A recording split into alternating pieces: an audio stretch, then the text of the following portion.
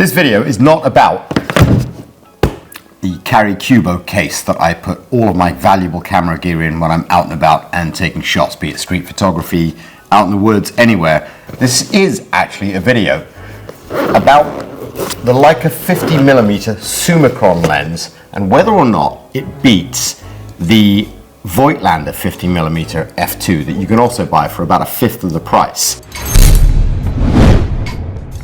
So welcome to the channel. All the gear, no idea. I buy stuff, most of the time I have no idea how to use it, but I have lots of fun unboxing it. The rest of the time I buy gadgets that I really do enjoy using. And one of them is the Leica SL3. I know, Leica fanboy. Even my Polaroid camera is a Leica Sofort. So it's what I use for all of my photography and a little bit of filming, but predominantly for photography.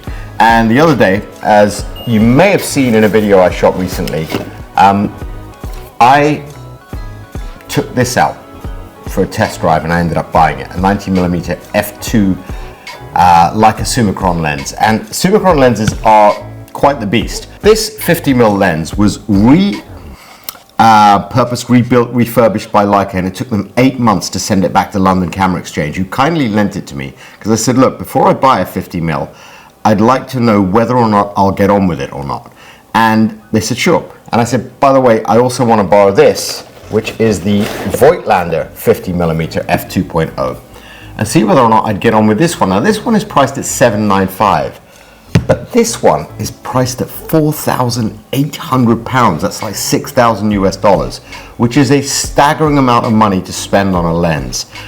And if I put these photographs up for you side by side, tough to tell, isn't it? Like, which one would you use? I personally think, from my brief experience with this, yes, this feels like it's worth that much money. And again, feelings of lenses or any kind of equipment, any gadget you buy, how it makes you feel is important. Now, I'm not talking about just luxury. You know, don't go and buy a £10,000 Hermes bag that costs $180 to make just because you think it gives you that feeling. Actually, that's just about wealth and being richer than the next person, and just I think it's all wrapped up in the wrong stuff. And in fairness, most of the time, if I'm out and about, I'll cover this and this with black tape, because I don't really care what other people think of it. I care how it makes me feel, and what that is the tactile nature of this, the way I like to grip it, the way everything just fits perfectly in my hands, the way it works, how you turn the power on this thing, and you know, you have it asleep most of the time, and that's it. It's on. I don't need to turn it fully off. I literally just put it into sleep mode. It's already telling me this is an Apo Summicron M lens. It knows which one it is. I have it set in black and white most of the time because I feel like putting it in black and white gives me contrast rather than colors. So I get really nice contrast light and stuff like that. And I can take better photographs because I'm looking for the composition and the light rather than the colors that can distract me. So I find a lot of, you know, greens, blues, reds everywhere, and you're sort of a bit overwhelmed by them, apart from London buses. And by the way, not at all distracted, but entirely off topic. What do you think of me using this view as the studio? So that's where all the go-karts are. I don't know if you can see them over my shoulder. That's where all the go-karts. I've got a bunch of those Segway go-karts that I've modified, and they drive like nuts. And the first video I ever did on this channel of significance was how to reboot a Segway. That went nuts. It, like, well, by my standards, it got 40,000 views, which is insane for a channel with about 12 subscribers. Anyway, back to the lenses. So, comparing some of the photographs I took side by side, I must say I struggled to tell the difference. The other thing is, this Voigtlander also feels super premium. I mean, it is just beautiful in the hands, and the aperture ring, I'll just put that up next to the microphone actually. Here you go. Close to my heart in more ways than one. I do like this little silver thing on the front of it. And to all extents and purposes, would I, someone as bad as me, know the difference? I think that this lens is more about the absolute synergy between Leica and the body and the lens, I mean. that you can feel almost as if they were designed for one another, which is daft. This was made for an M camera or an M mount, and I've got it with an adapter on an SL3. But knowing it's all built in the same place by hand, it's just, there's something about it that does sort of make you feel like you want to pay the extra for this. I don't think I can justify it, because if you look at a couple of these shots, you can see that the photograph on the left taken with the Leica 50mm lens versus the photograph on the right taken with the Voigtlander. Again, there is so little between them, and composition aside and bad photographer aside, maybe I'm not capable of getting the best out of this lens, but it does it? I don't know. Here's my dilemma, and I'll leave this one with you. I feel like if I buy the Voigtlander at 795 quid, I'm going to end up taking it back there anyway and buying the Leica 50mm Summilux or the Apo Summicron.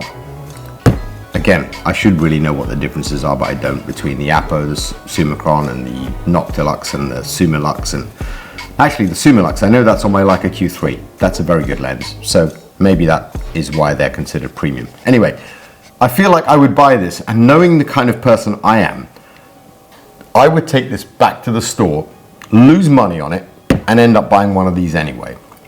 Now, I do believe you can get a Summicron for about £2,000, and if you're in the market for something like that, I would err on the side of the Leica, and there's a couple of reasons. Something goes wrong with it, you can send it back to them, and they will just refurbish it and rebuild it for you. They'll probably charge you a few hundred quid, but they will do it, and it will come back unscathed. I mean, if I hold this up to camera, it's hard for you to see, but it is in absolute mint condition. Bear in mind, this lens is only a couple of years old, but they sent it back with the original box and the little, I mean, that is just, I love that little pouch they put with everything.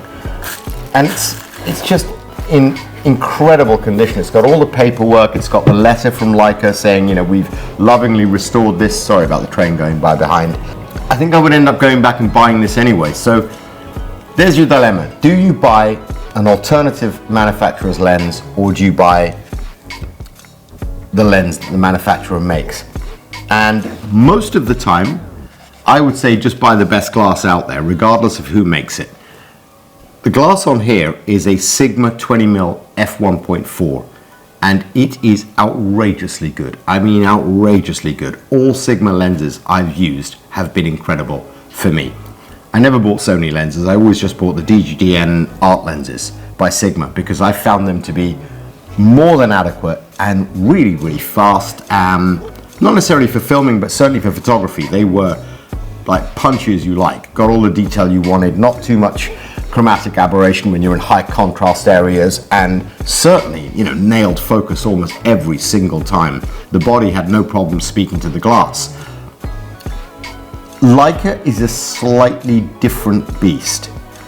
I think their glass is better than their cameras, and that's why I would buy the Leica glass.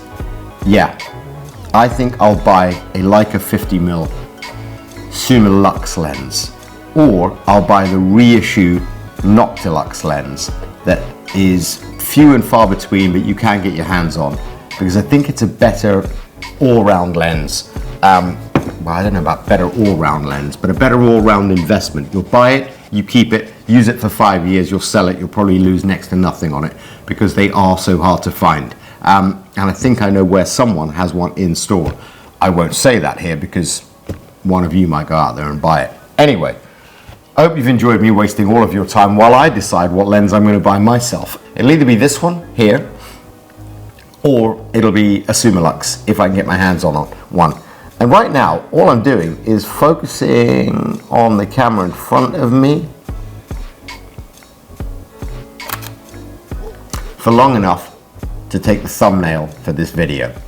Sorry you had to waste 15 minutes of your life watching this.